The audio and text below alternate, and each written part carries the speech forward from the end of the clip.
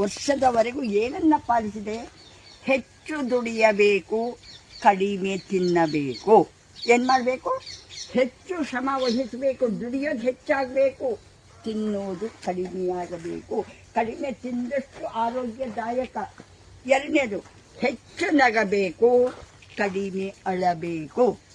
ಹೆಚ್ಚು ಪ್ರೀತಿಸಬೇಕು, ಕಡಿಮೆ ದ್ವೇಷಿಸಬೇಕು. ಹೆಚ್ಚು ಆರೋಗ್ಯವಂತರಾಗಿರಬೇಕು, ಸೋಮಾರಿಗಳು ಆಗಿರಬಾರದು. ಶ್ರಮ ಜೀವನಕ್ಕೆ ಹೆಚ್ಚು ಮಹತ್ವ ಕೊಡಬೇಕು, ಸೋಮಾರಿತನವನ್ನು ಬಿಡಬೇಕು. ಈ ಎಲ್ಲ ಅಂಶಗಳನ್ನು 90 ವರ್ಷದವರೆಗೆ ಪಾಲಿಸ್ತಾ ಬಂದೆ.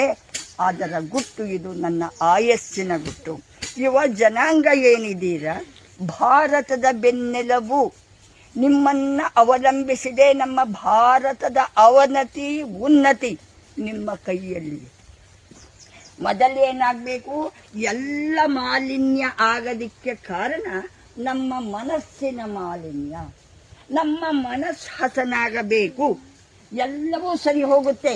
ಮಣ್ಣು ಕಲುಷಿತ, ನೀರು ಕಲುಷಿತ, ಗಾಳಿ ಕಲುಷಿತ, ಆಕಾಶ ಕಲುಷಿತ, ಎಲ್ಲವೂ ಕಲುಷಿತ ಆಗಲಿಕ್ಕೆ ಮುಖ್ಯ ಕಾರಣ ಏನು? ನಮ್ಮ ಮನಸ್ಸು ಕಲುಷಿತ ಆಗಿದೆ.